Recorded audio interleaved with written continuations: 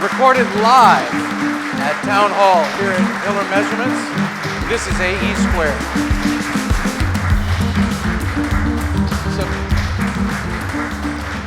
Well, I'm excited today. This is a special, special time. This is going to be one of 20 or 25 interviews that we're going to do in season 1, but today's special. So today, I get a chance to interview not just a fascinating CEO, but this gentleman is also a mentor and a friend. Our history goes back almost 20 years. And so I cannot be more excited to introduce you to my friend and my mentor, Paul Dhillon of XiDAS. Paul, welcome to Town Hall. Thank you very much. I'm happy to be here. Yeah, it's good to see you. Absolutely. So for those of you guys who don't know, I'll just tell you, I worked for Paul for 6 years, and it was a crazy ride, and he taught me a lot of why I'm here today. So let's take the story back. Okay. So you grew up in London. I did. Even though you're not English national, you're Indian, right? I'm Indian, but born in London. Born in London. Yep. So you grew up in London, went to school in London. Went to school in London. All right, so let's get the elephant in the room. Okay. The elephant in the room is that for those people who know you and Test and Measurement know you as a serial entrepreneur. Okay. But I know your story when it started as a salesperson working for the old Rakel back in the day. Here's the story I always wanted to hear you tell. Tell me the story about how you went from engineer job and the whole story about how you went to being an entrepreneur for the first time. Very good. Good question. The first entrepreneurial thing I ever did was back in the UK. I used to work for a big defense contractor called Marconi Command and Control. Okay. That was my first job out of school.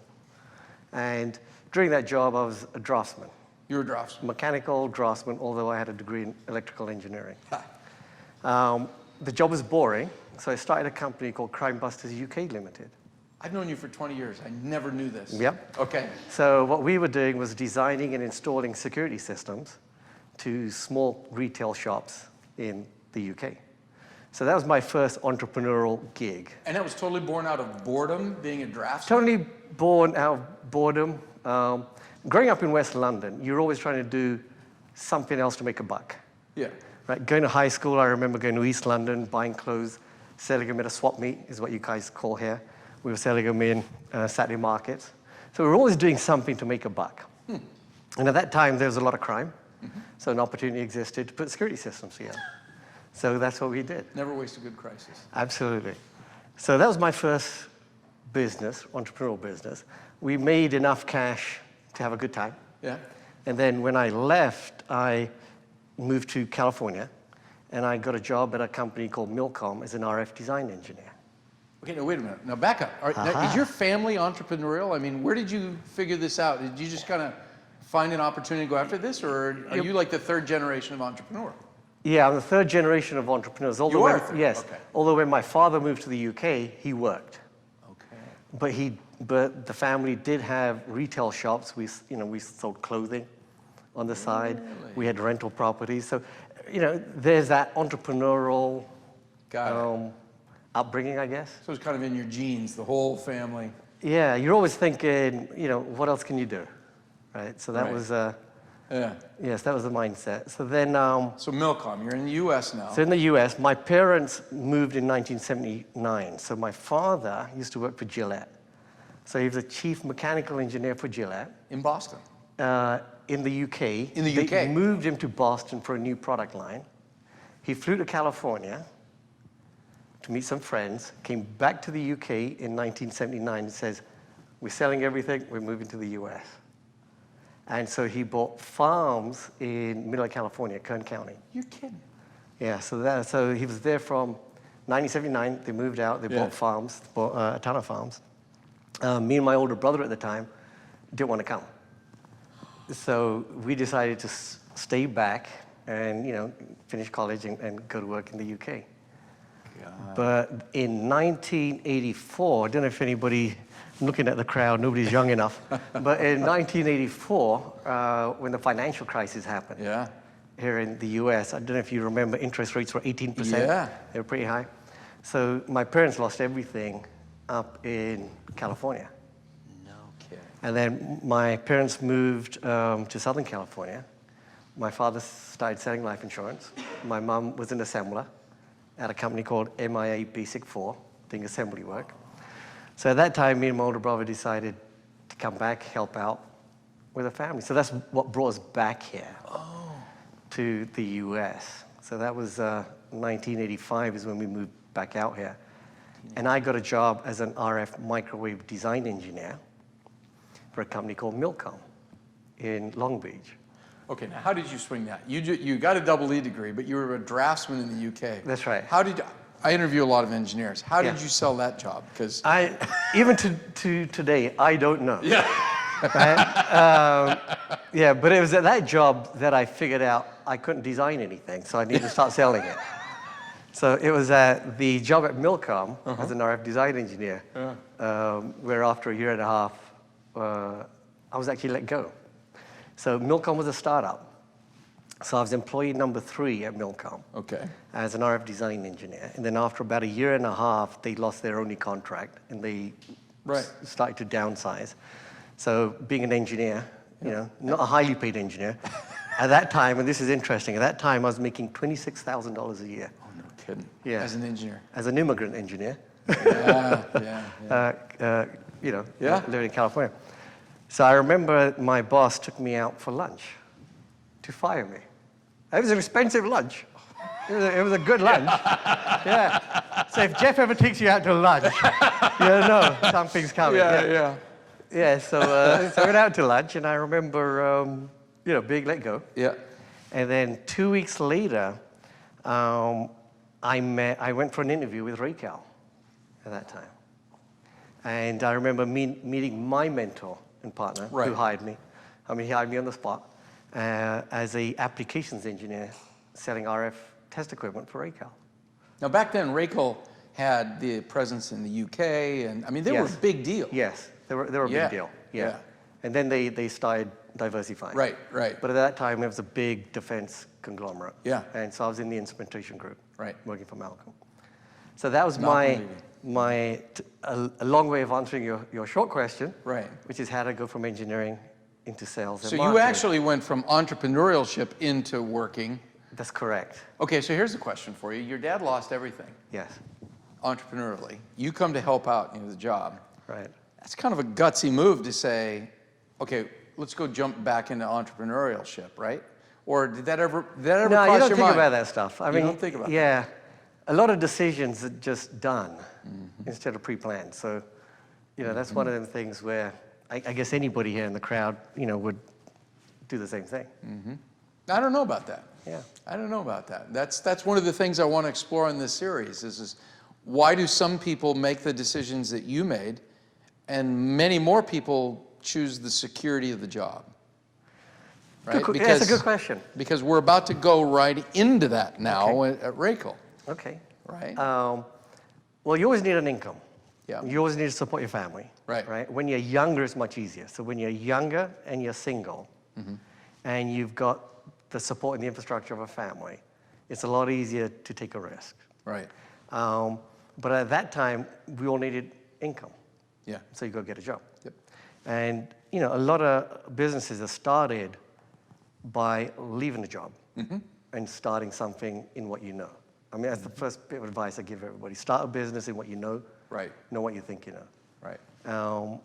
Yeah, and so why does somebody, I think taking the risk, right? But you need support to take a risk. Yep. It's very hard to do anything just by yourself. You know, I mean, I talk to a lot of entrepreneurs that say it's all me. It's not all me. It's not all me. Right. You need a family, you need infrastructure. I remember when I decided to leave and join Art and Bruce at VXI Tech. Right. That was 1 year without income. Right. But I couldn't have done it, you know, had my wife not supported me and started her own business. Right. Selling software. Now, let's peel that back a little bit because there's some nuance here that we're going to get. I need a sip of water. Yeah. So you're at Raquel and your future partners, they have a relationship somewhat with Raquel at that time as well, right? Yes. Sort of. If I remember this correctly. Yes, they do. Both of them were design engineers. Design engineers. When Raquel started getting into VXI. Got it. And I had the opportunity to lead that effort. Right. Racal. So you were a sales manager. I was the general sales manager at the time. So no, at that time I was the product marketing manager. Right. For VXI. Right. So that was the role. So I wasn't VXI at Racal. VXI at Racal. Right. And these guys were consulting engineers. Mm-hmm. They left, and I helped fund at that time. Mm-hmm. So I've always funded startups. Yep. And VXI Technology is one of the startups that I funded. Right. And then... how'd you do that? How did I do that? Yeah, because this is the leanest time in your life, I would imagine. Well, no, it's financially, where did you come up with the funds to fund this? It wasn't a lot. You'd be surprised. Okay, so we funded and started VXI Technology with $21,000. $21,000 in 1990, and so that was split between 3 of us partners. So that wasn't a lot of money. The very first contract that the company got was designing radar test boards. Really? For Hughes. Yeah, Hughes Networks. Hughes Networks. And so that was Art and Bruce and then you had one other person. The Toronto train system, right? Well, the Toronto train system didn't come until, I'd say 1994, 1995. So that was a little further down. That was further down. Got it. So the first couple of years was doing custom boards. Right. Custom VXI boards. And that's what Art and Bruce wanted to do. Right. They wanted to do custom boards, and that was their thing. Yeah, so that's so it didn't take a lot of money. So $21,000, and I don't know if you can... And $7,000 was mine. Yeah. That's right. Yeah, and so you guys started that company, and you guys were equal partners, right? We were equal partners at that time. And this is an amazing thing. Yes. Because not often do you hear this story, that 3 equal partners don't kill each other on the way to growing a company. Yeah, well, that's another couple of hours. Yeah. But we were, I mean, there were times. Right. I mean, we were all different, but I think it was the difference that made the business. Right. Right? It was the difference between the 3 personalities that made the business. Yeah. Yeah. So let's talk about the differences a little bit. Okay. So Art, Bruce, Paul. Right. Paul is the face of the company, sales, things of that sort. Right. Art was what I would say, the lead architect. He was the lead architect. Yeah. Very creative. Yep. Great engineer. Could get in a room with customers and whiteboard a whole schematic. Right. Cradle to grave. He's like Tom Sanders on my team. Yeah, right? Very good. Yeah. And so that was Art. Bruce. And Bruce had to make it happen. Yeah. Right. So Bruce. Like the glue. The glue. I mean, he had to kind of make sure that what we were designing would actually work. Yeah. And then get it through test and get it through production. So that's where the 3 of us fit. So 3 owners, $21,000. Right. What did the $21,000 fund? Not salaries, because Art and Bruce didn't make any salaries. Right. But rent. Rent. And equipment. Okay. Not a lot of equipment. There's not a lot of equipment. But we did a lot of begging, stealing, and borrowing in them days. But there is a 4th person in this equation, and that's your wife. Yes. Yeah. Yes. So tell me that story. This is a great one. Okay, so this is interesting. So I got married in, and if I don't get this right, I'm going to get shot. For those of you guys who don't know, Paul's wife Dimple's in the audience, so don't mess this up. So I got married in 1990. October 1990. So we actually have our 29th wedding anniversary coming up this month. Yeah. So I got married in 1990. Yeah. And I left Racal in 1995. 95, so you're 5 years, okay. So I left Racal in 1995. You know, you get to a point where you just frustration comes in. Yeah. And I decided I wanted to leave. Yeah. I came home and Dimple was pregnant with our youngest son. Mm-hmm. I came home and Dimple was, so I left so she's about 7 months pregnant, 6 months pregnant. And you're right, you know, times weren't brilliant. Right. But you know, you're a young family trying to make it. And I came home and I told Dimple I quit. And Dimple thought I was joking. So she called my boss at that time, Malcolm Levy, who was a friend until the end. Yep. And a mentor. And he said to Dimple, I think he's just going through a midlife crisis. In his mid-20s. In his and he'll be fine. And so he convinced, between Dimple and Malcolm, they convinced me to stick around. So I quit in October, November timeframe. They convinced me to stick around until the end of Raycal's fiscal year. Right. Which was March the 31st, 1995. So I stuck around. Yeah. Until then, they were both hoping I'd change my mind. Sure. But I did it. Yeah. And so, Malcolm also kept my job open for a year. He told Dimple, I'll keep it open for a year. I'm sure he's going to change his mind. Right. Yeah. Yeah, so that was how we transitioned. So I want to get into what Dimple did for you real quick. But first, I need to talk about one other thing. Meet Tom, married, 2 kids, and delivering the respect our country deserves to those who would threaten it. At Hiller Measurements, we design and deliver test capability to ensure Tom makes it home every time. If you represent the best in engineering talent, work with us. And if you build our nation's defense, we look forward to working for you. We are Hiller Measurements. All right, welcome back. So, Paul, Dimple had an interesting role. Yes, you did. In the beginning of this business, and this is great. And here's why I want to get into this. For those of us, you guys who are watching this is an important story. If I look back on my career, if there was anything that I wish I would have done differently, it's that I would have stepped off the curb and into starting a company sooner. Right. And this is one of the things that I've always appreciated about you is that you did that. And you felt the full brunt of the risk associated with it, which I think all of us who are considering anything entrepreneurial needs to count the cost. Yes. Right? And part of counting the cost is also understanding how can you create revenue and cash flow and pay your mortgage and your rent and your 2 sons while trying to stand up a new business. So there, I just foreshadowed all over the place. Okay, perfect. So tell me about what Dimple's business was back then. Okay, so the company was called Instrumental Software. Okay. Now this is going to go back for anybody in the test and measurement world. Yeah, yeah. Right, which is a lot of people, I think, for this audience. Right. So back then, there was an industry standard that just started called plug and play. You guys in the crowd heard of plug and play? Okay. A little dust on plug and play these days, but yeah. Perfect. So plug and play was a standard for doing instrument drivers. Right. So Dimple connected with a company called Microcon back then, and created an offshore development company. So she had, I would say at one point, 10 engineers living in a 4-bedroom flat in Irvine. So this is a mother with 2 small boys. That's correct. Has started a side hustle. That's correct. 10 engineers. That's correct. And so, I remember her being 8 months pregnant at an auto test con trying to close business. And what did they do? What was their business? Software services. So at that, it was offshore development. And for the T&M world, it was doing instrument drivers. Instrument drivers. So we did instrument drivers for Tektronix, for National Instruments, which is here in Austin. Yeah. I think Instrumental Software did some of their first plug-and-play drivers. So, so that was what Dimple was doing.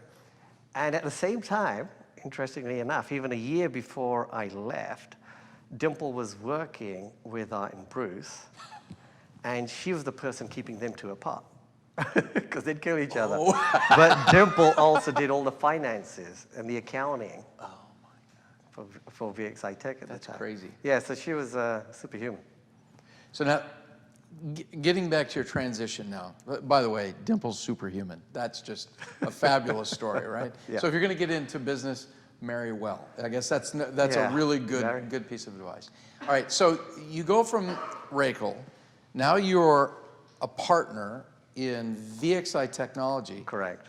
There's another white elephant in the room here. VXI Technology, you stepped away from Raycal, and then VXI Technology turned into a competitor with Raycal, correct? Yeah, well, I don't think we had a choice. Really? When Art and Bruce were running the business, right, it was doing they were engineers. Yeah. They were consulting engineers, and their business was doing custom boards and custom engineering. Right. And that model's okay, but it's not scalable. Yeah. So when I came on board, wanted to transition to something where we could scale a business. Yeah. And the idea was to develop products. Right. So that's what we did. So we transitioned and started to develop products. And as we developed products, because we were doing something unique and different, and I'm a firm believer, if you're going to do anything in an industry that already exists, or period, you want to disrupt it. You want to do something unique and different. Right. So we developed something which is unique and different to the VXI market at that time. So Racal was selling through independent reps at that time. And we had something unique and different, and the independent reps wanted to represent us. And what was that? We did 3 instruments on a card instead of 1 instrument on a card. So, the density, you could do a lot more with less money and less space. And you could reconfigure it. And you could reconfigure it. It was a great product. Great idea. So this was like the intro to modularity. Absolutely. It was the within modularity, because VXI was That's modular. correct. It was the very first modular sub-platform on VXI at that time. Right. And because we became a calling card for the reps, because any sales guy wants to talk about something unique and different. It allows him to get in front of a customer and say, hey, look what else I've got. Right. Racal had an issue with that because we got more mind share from the reps, although the revenue was a night-and-day difference. Yeah. And so I remember, I can't remember the year, but it was probably 1998 timeframe, 1999. Yep. When Racal, and at that time we weren't, we were making, we had revenue, but we weren't making income, right? So we were building. So you're living on Dimple's income. I'm living on Dimple's income, yeah. Right. And so they came to us and said, we're gonna tell the reps to make a choice. Now, although the reps loved us, and we had great products. You were much smaller. We were much smaller, but money's money. Yeah. Right? They're making money off of a multi-million-dollar conglomerate, while we're a small startup with maybe 10 people at that time. Yeah. So we had to make a decision on what products we go after. Right. So at that point, we could have made a decision, which is, okay, we won't do anything that Racal doesn't do. Yep. But we figured that at some point, Racal will come back and say the same thing. Yep.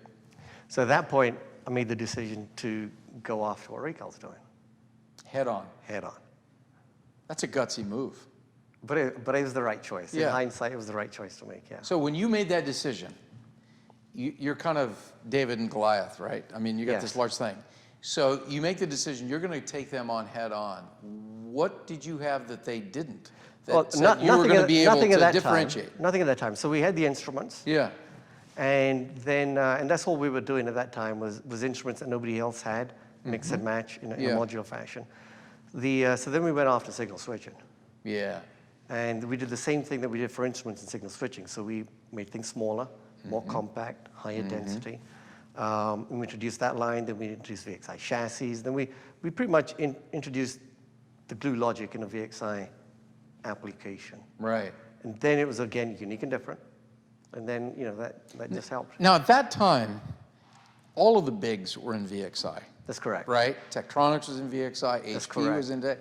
There was, your timing was, you were riding a wave in test and measurement in terms of all things VXI. That's correct. And so you focus on switching, which a lot of people would overlook as being not sexy. Yeah. Right? No, it wasn't sexy, but it's high margin. That's the thing. It's high margin, right? Yeah. And so you ride that, and SMIP, right? You had VMIP and you had SMIP. I'm acting like I don't know. I was there later on, but this is great. This is fantastic. So SMIP, you kind of made the decision to go after Racal, but the strategy, frankly, was after switching. Yeah, it was switching, but it was one of the best financial decisions. Yeah, I don't think the decision was to go after Racal. I think Racal was the catalyst to go after, what do we want to go after? Right. And so we looked at the switching market, which is large enough for us. Yeah. Maybe not large enough for a bigger company to come into, but large enough for us, higher margin. Right. So we went after that. But we also did it from a standpoint of not just product, but looking at the overall customer relationship. Yeah. Yeah. And I think that's what VXI technology did better than a lot of people, is understanding what the customer's looking for, building trust, building the relationship, and providing a solution for that instead of just a catalog product. So let's unpeel that for a second. You did that better. I remember that. I was a customer back then. And I have my own opinion. But what was it that you did that made you better at understanding the customer and the application back then? If you had to go back, what was it that you were doing that others weren't? And what was it that you weren't doing that everyone else was doing that gave you that leg up? Good questions. We made a conscientious effort with not just myself, but anybody that worked within sales and marketing. Mm-hmm. Number one, to have empathy for what the customer's trying to do, Mm-hmm. right? Which is really understand the end application. Not just I've got something in my catalog and I've got to sell it. So we also created an infrastructure internally to go from concept to product very quickly. Mm-hmm. So instead of taking 6 months to design a product, we were able to do that within 4 to 6 weeks. Okay, now that's just crazy. Yeah. Right? 4 to 6 weeks. Yeah. So now you're talking about an operational differentiation that few can do. That's correct. So I mean, so here's the thing. It costs you $3,000 to $5,000 to do an ad in a magazine. Right. That realistically, if you want to get bang for the buck, is going to take you 6 months to run that ad. Right. To get leads. Right. So you're looking at 6 times 5 is a lot of money. For about $30,000, we could develop a switch module. Mm-hmm. Mm-hmm. You know, because we had the infrastructure to do that. Right. So this way, we could do something for a customer that would save them some money, Mm-hmm. reduce the size of their overall application, and allow us to get a foot in the door. So it made more sense for us to invest in the customer than marketing. Just in the advertising and marketing. Right. So what did you do process-wise? Because I'll be honest with you, in test and measurement today, if you look at most of the bigs, if they're gonna come out with a new product, it's 2 to 5 years. Yeah. So for you to say you're going to do a new product in weeks, let alone months or years, the differentiation is operational there, right? How did you do it? What enabled you to be able to do that? Operational and design building blocks. Right. So whenever you're designing something, particularly a family that's modular, Right.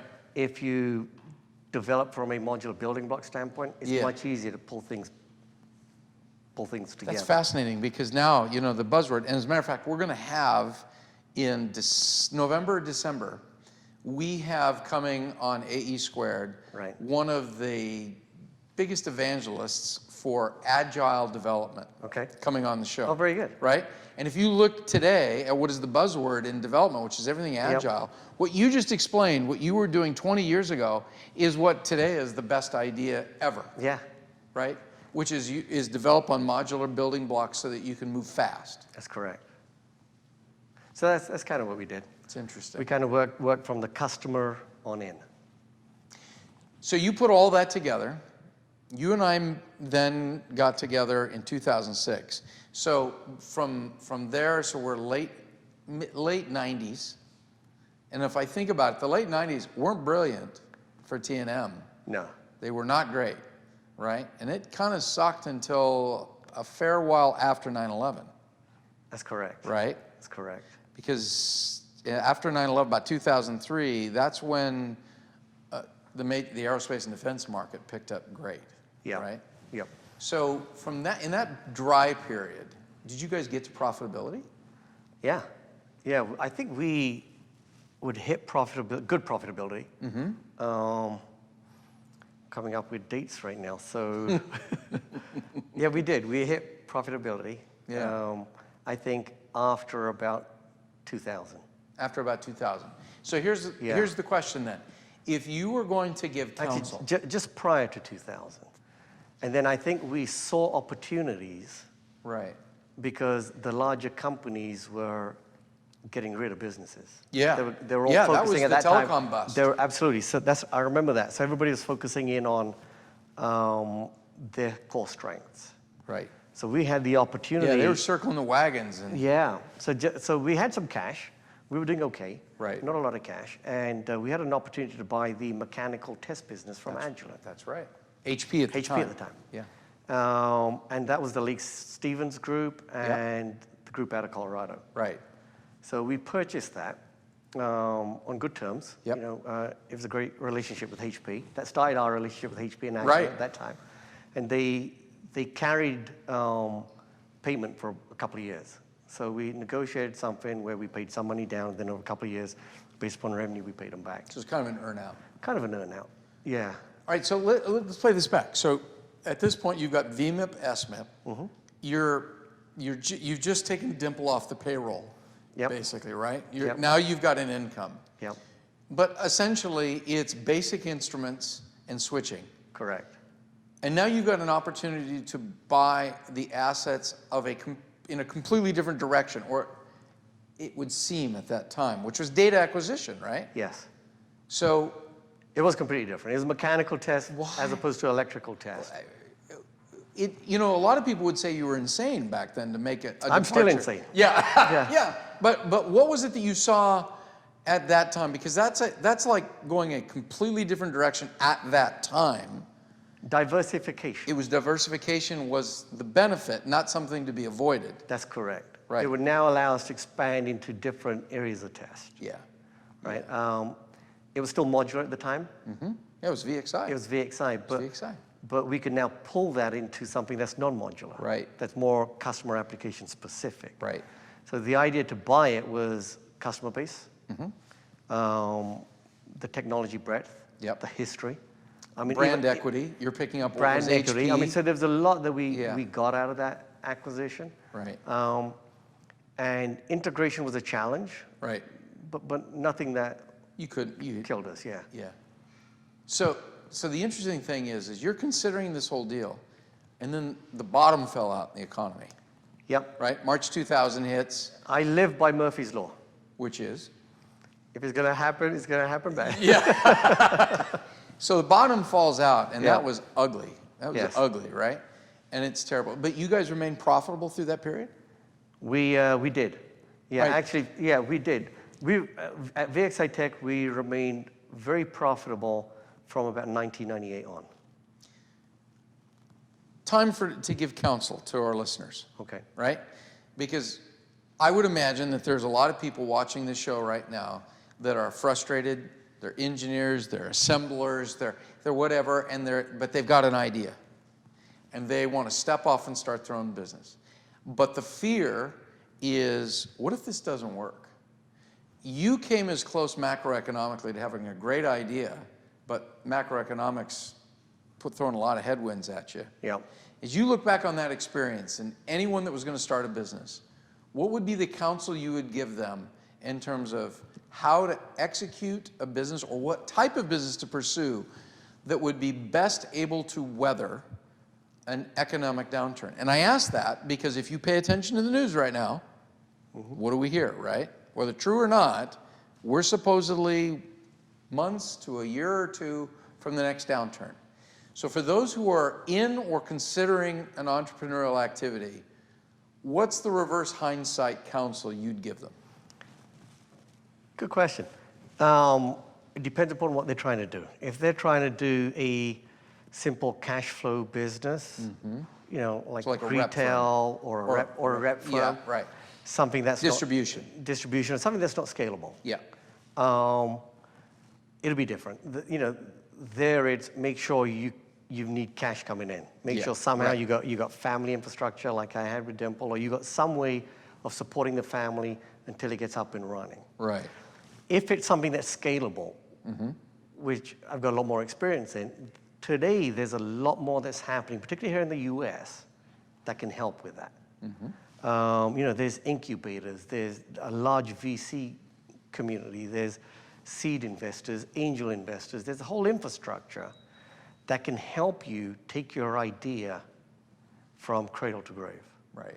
So, you know, find the right partners, find the right infrastructure to do that. And a lot of it's connected with the local universities. You know, they, today, I mean, growing up, I didn't know what the word entrepreneur meant. Today, everybody says... Yeah, but you were living in it. But today, everybody says you're an entrepreneur. I go, well, what does that mean? Yeah. It's just somebody that's prepared to take the risk and want to do everything for themselves. And today, they teach that at schools. colleges have degrees for entrepreneurship, master programs, business programs, but they're teaching you the process. Yeah. They're not teaching you the swagger. The swagger. I mean, I'm surprised today that how little even MBA programs teach you on They teach you how to manage somebody else's teach you on business. selling. They don't teach you on selling, on customer relationships and stuff. So the advice I have is, if you have an idea that's scalable, there's a very large infrastructure in the US today that can help you get there. And over the last 5 years, that's what I've been doing, is helping startups. You know, whether it's investing, whether getting on the board, or doing something like that to get them up and going. So let's get to that. Okay. All right. So we're going to race through. We're going to just jump past our time together. Right? Okay. So you and I met up in 2006, right? Yep. So just for those of you guys who don't know, our original company was a company founded by Paul Hiller, and it was called Simtex, and we were a pure play functional test integrator. Paul was one of our vendors. I was a sales guy. And we'd get together. I remember sitting in a Starbucks with you in Phoenix, talking about where we were going to go win together. And I said, why don't you come join me? Yeah, that's right. And that's right. And so I moved from Phoenix and went to Irvine and went to work for you. That was a rocket ride. Wasn't all beautiful, but it was a great learning experience for both of us, right? When I came on board, it was pretty clear pretty quick that as well as things were running, that now there was the discussion of some sort of an exit. Or something beyond operationally running for the company. Yeah, now, my partners wanted to get out. Yes, right. So that was the trigger. You weren't sure at the time. I think it's fantastic. Good cash business. Right. Right? Got market traction. Yeah. Great customer relationships. Yeah.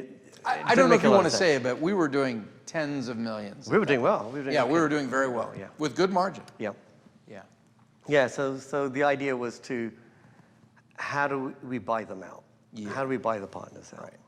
And at that time, so that's where I kind of learned about the private equity infrastructure that's out there in the world, which I love, which is phenomenal. Yeah. And I was lucky. We didn't think so much at the time, though. That was, we were learning fast. We were learning fast. We were learning fast. But I think we were lucky because you hear all these horror stories about VCs. You hear these horror stories about private equity groups. But, you know, we were lucky to have two private equity firms that were investors in the business. Merit Capital and Illyrian. Which are phenomenal. Right. I mean, good people, transparent, which I think is phenomenal. Ex-CEO of Unisys, right? Yeah. I mean, we had some heavy hitters. We had some good people that came into the business. Right. And it's like anything. Right. Right? There are good people and bad people in business. Right. Right? So if you can get some good partners on board. And there's a lot of them. And so I think that was our... Let me ask you a question on that, because, and I'm going to get into a story between the two of us. Okay. All right. I don't know if you remember, but we sat one night when we closed the deal in Chicago. Okay. Remember that? Yep. And we sat in there, and you had a bit of an existential experience as I remember it. Okay. Which was... How much did I have to drink? It was some good scotch. Okay, good. I remember that. But I remember two sides to that. One was, I remember you weren't too excited about being an employee again. Right. Right?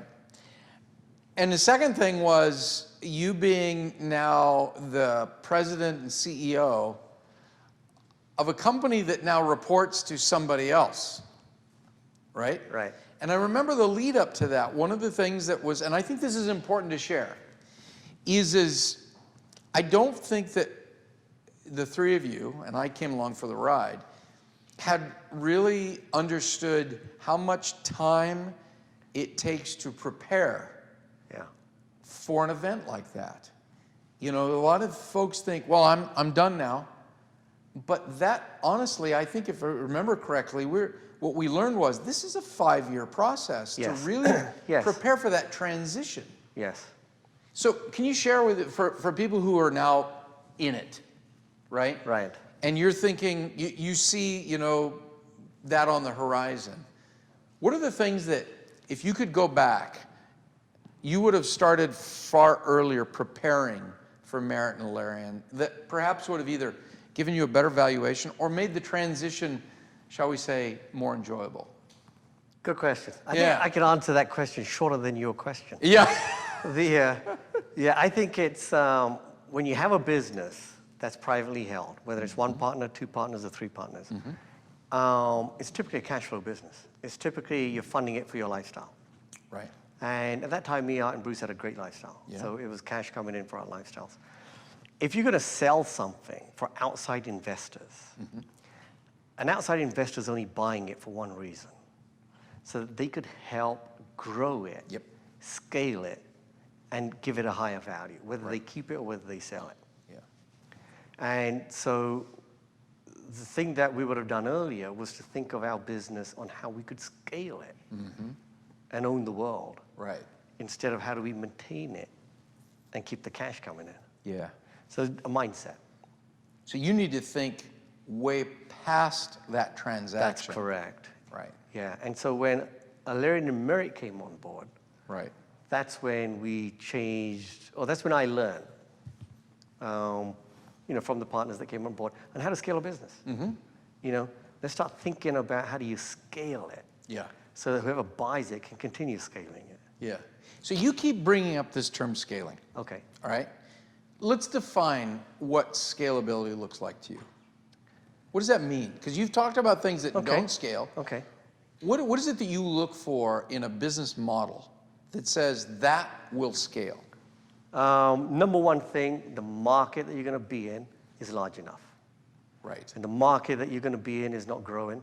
Is not shrinking. Meaning it's larger than what the volume you're at, the TAM, the total available market is. The market's big enough and the market's growing, so you could grow within it. That's the number one thing. Right. Two, the technologies that you're investing in, can they disrupt that? Or grab a large part of that market and scale within it? Then the thing that makes a business is people. So the third thing is who you're investing in. Is it the right people that can take it and scale it? There's the hard part. So they're the three things I look at. I look at markets, I look at technologies, are they disruptive? And then I look at people. Right. Right? Because the processes and the operations and all of that you can pull in. Yep. But they're for me, scalability is them top three things. So this is interesting. So you sell, and that was end of 2007, right? Yes, correct. Timing was crazy, right? Yes. Because you sold. Yeah. I have to guard myself. I still say we, but it was you. No, you were an I was there, part of it. Yeah, absolutely. But I remember us selling and having a forecast that didn't anticipate what was going to happen within 3 months. Absolutely. Which was the recession of 2008. Yep. And I was the vice president of sales. That was a really painful period afterwards, right? You sell, but you buy back in. Your two partners, they're gone. They're gone. So now it's you, an executive management team, and a new board of directors, 4 people, right? Correct. Right? 4 people, 2 seats each. Yep. Right. So now it's a completely different paradigm. Let's go from that sale to the next one. Okay. Right? So now you're running a corporation, not a lifestyle company as you want. Correct. As you said. Okay. All right. So now you're the CEO of a corporation. How does your behavior need to change? Well, I've got partners that have the same vision and goals as me. Grow the business. Financially. Technically, well, Jim could understand, but the rest were all But really, when you have outside investment, they're not going to run the business. Right. Right? So, they've invested just like anybody would invest in something. They need an exit. So we had good partners that had the same goals and same vision. Yeah. And I think the first thing, which is something I've always believed in any relationship, is transparency. Yeah. Right? So doing what I do and what Dimple does in our relationships is transparent relationships. However you feel, you kind of put it on your sleeve. Yep. We did that with the board. And from that, a business is never going to be perfect. A business is going to have its ups and downs. Yep. Whether it's people, whether it's technology, whether it's economics that you don't think of. And any CEO that says they've planned for everything and got it figured out, it's not true. No. Right? So if you're transparent with the board and you share with them what you're about to do and why, you get some very good constructive feedback. And I think that's, and I've lived with that even till today, is just be transparent because shit's going to hit the fan. Boy, does it. Yep. And I think if you can keep the board with you, right, instead of, hey, try to make them think everything, see everything through, right, rosy glasses. right. And then, hey, why didn't you tell me that 6 months ago? Yeah, yeah. Right? I think that's the wrong approach. Truth works. So yeah, truth works, being transparent, and leveraging the board for input and advice, Yep. as opposed to, hey, you're just an investor and I got to make you all look good. Yeah. So they were involved now. He says, I left in 2012, which was 2 years after they bought. No, it was longer. Anyway, you guys then went and you ultimately sold to Amatec. That's correct. In what 14. year? January 2014. 2014. Yeah. And it was after that acquisition that you completely, that's when you exited VTI. That's correct. I had a 3-year employee agreement. Right. But we parted ways within about 8 months, 9 months. So let me ask you a general question for those, because I think this is an important thing. This is a wonderful thing. When somebody is thinking about taking the risk of having a good income with a job, they've got a good idea, they've got a family, or they've got infrastructure to support a business, but there's always that risk of failure. I think one of the things that is lost is to understand what there is possibly to gain. So let me ask you this question generally. Okay. How did the ultimate sale of VTI affect you and your family personally? Was it worth it, the risk you took when you took $21,000 and put your wife to work making drivers? Was that a good decision? It was a good decision. This is an important story to be told, right? No. Because there's all kinds of things on TV talking about how many ways you can fail. Yeah. There's not enough stories of reason. Why do you do this? And why, honestly, we should edify free enterprise, small business, and put on a pedestal the guts that it takes to step out and start a business. And so I really want you to step on if you're scared of failure, yeah, you can fail at work, you can get fired. Yeah. Why not fail for yourself? Exactly. And learn. Yeah. Right? So the idea of failure is always there. Yeah. And for any CEO and entrepreneur, you've got to think that way. Yep. You could think, what can go wrong? And you got to kind of every day, and you got to plan for it. Yep. Cash is king. So you got to run a business, try and at some point make cash. I've never had the fear of failure. I got married young. Yeah. And I was lucky to find someone that had that same zeal for life and just do it. Yep. And so between us, we've never had that fear of failure. Right. Because you could always go back to work. Yeah. Yeah. Right. Yeah. So I don't know if that answers the question. It does, but I just know personally and as a friend that your example of your story has been very motivational to me to step out and take the risk, because unlike you, I come from a background where security is something that is valued. Right. Right? And it's something to be held in balance with opportunity.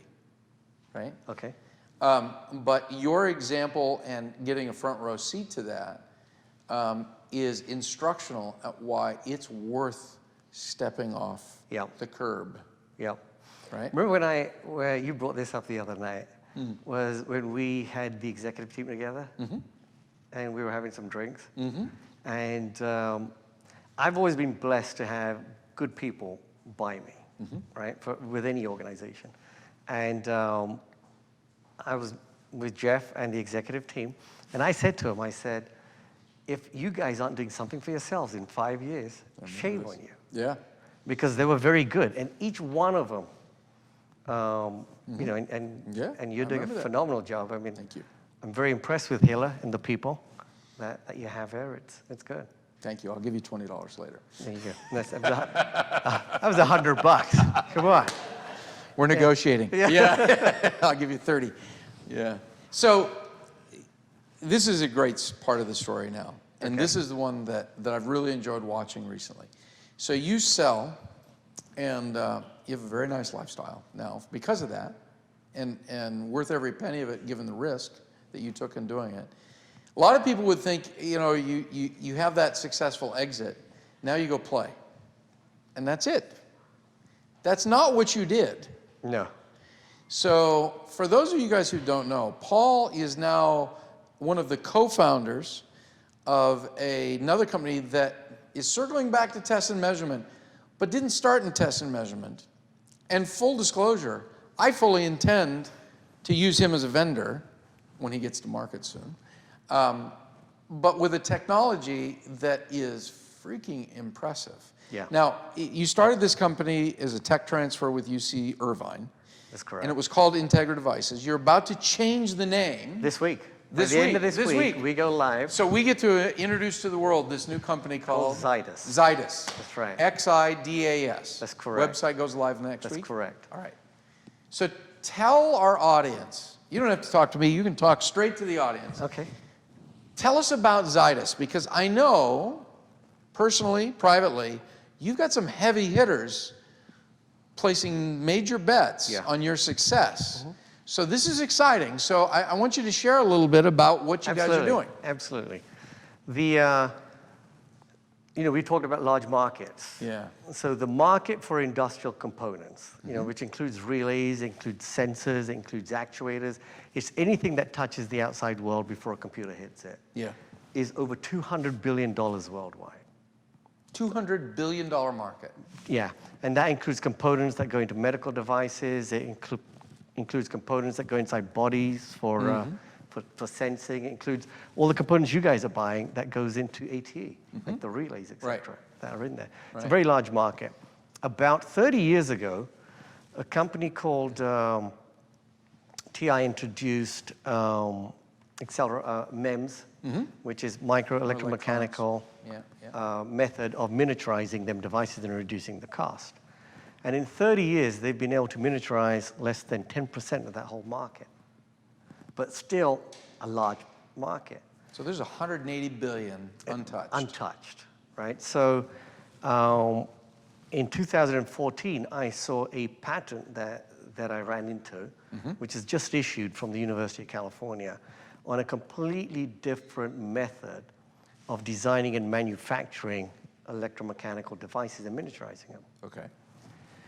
I then met with the key technologist, key professor that spent his last 15 years coming up with that technology. In 15 minutes, we shook hands and we started a business with another partner who was the director of engineering for Connexa and Rockwell. You've heard of them companies.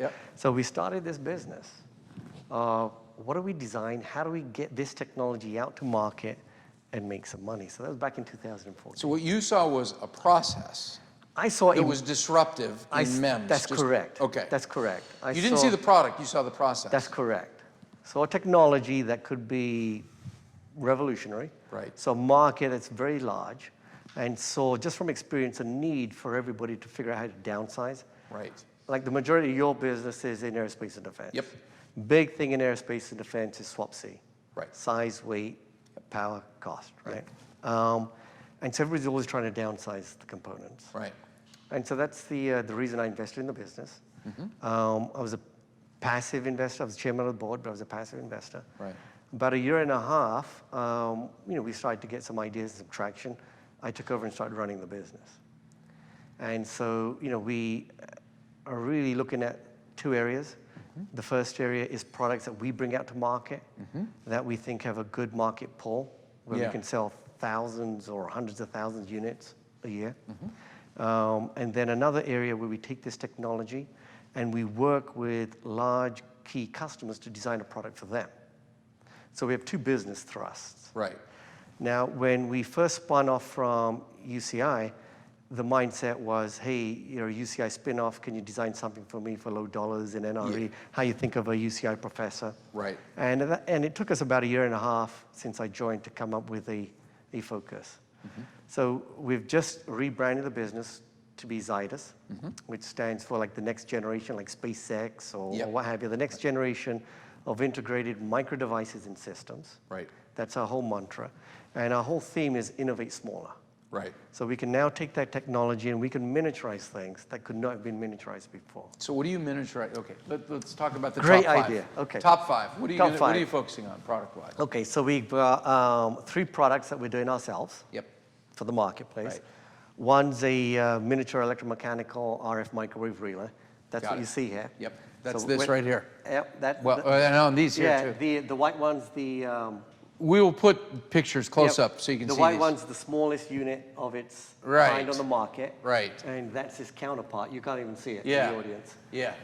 So that, improves the performance, reduces the cost, reduces the size of the end application.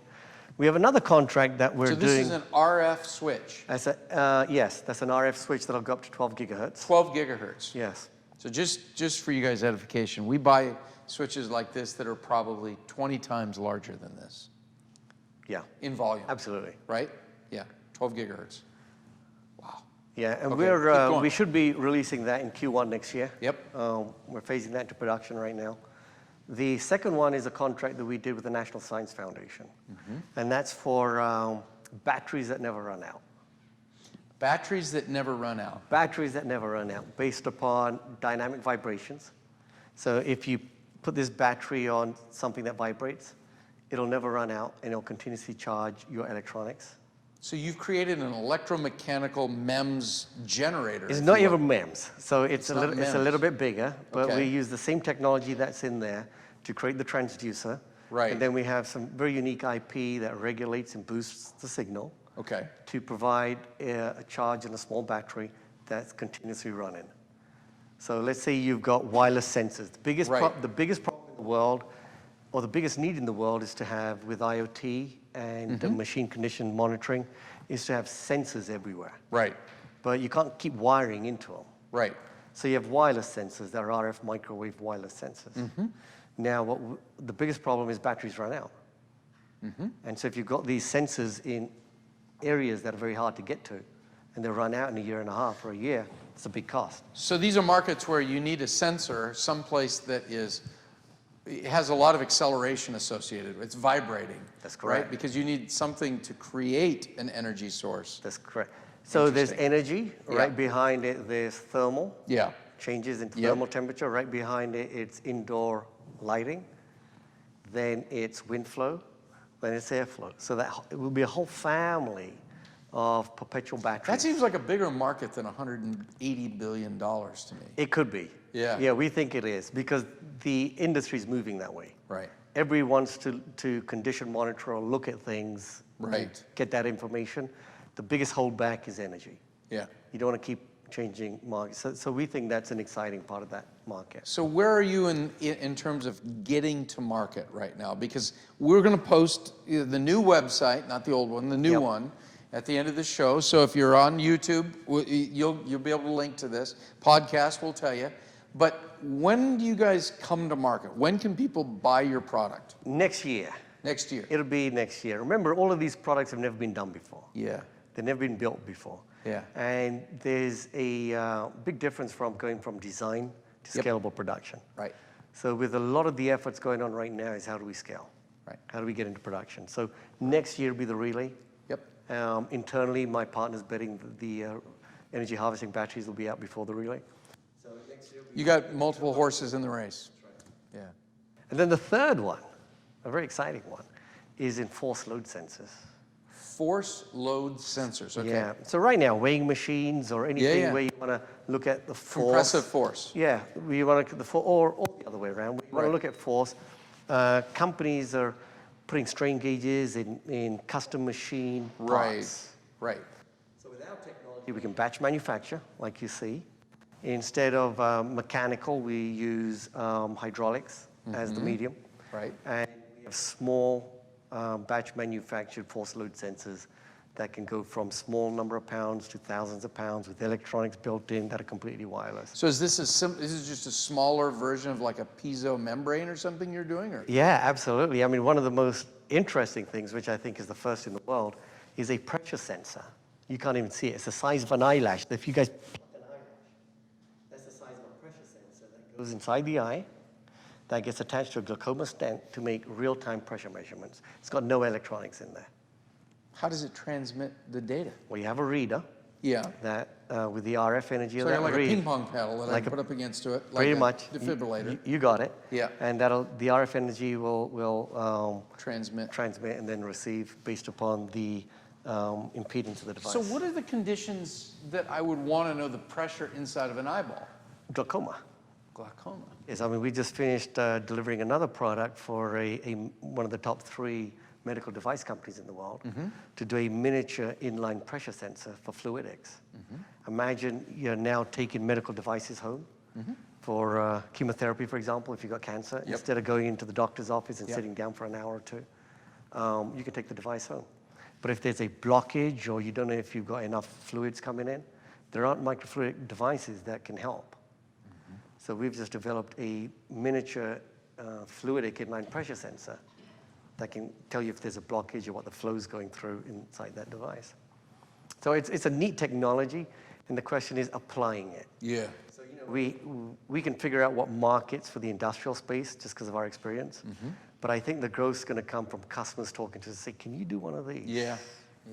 So Just like only different. Yeah, that's right. So it's exciting. It's an exciting business. XiDAS.com. Yes. Gotta check that out. XiDAS.com. I have 2 last questions for you. Okay.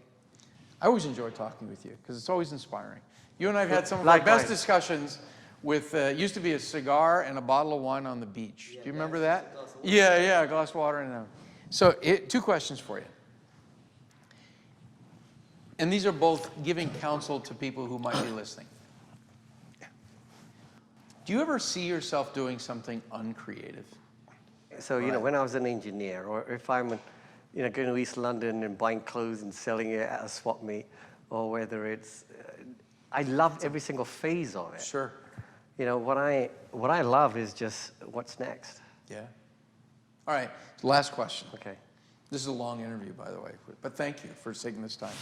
So we're going to be doing a second series that's focused on young professionals just transitioning from university or high school into their career. Speaking to those younger people who are just at the outset of their career and understanding where you are, which you're not quite to the pinnacle, but you're close to the pinnacle of your career. And looking back, what would you tell, your sons have had a front row seat, but my kids, what would you tell my kids as they start their career, what they should do in the next 5 years to do better than you did? Find a passion earlier. I mean, it took me a while to find a passion. Right. And a lot of it wasn't planned. What was the job? What do you do it? What's happening? I say to the kids, find a passion. Try and find it earlier. Right. And if you're passionate about something, you will be successful. I mean, that's the only advice I could give kids. Yeah. But here's the issue. When you're 24 to 27, what are you doing? I know. We go back to the beginning of this interview, and you move here to the United States. About? I don't necessarily see passion. I see you helping your folks. That's right. So here's the thing, which is life's not a race. Yeah. It's a journey. Yeah. You will find it. Yeah. But be open to looking. Right. Just don't shut the door saying, I don't want to do that, because you don't know what it feels like if you haven't done it. Yeah.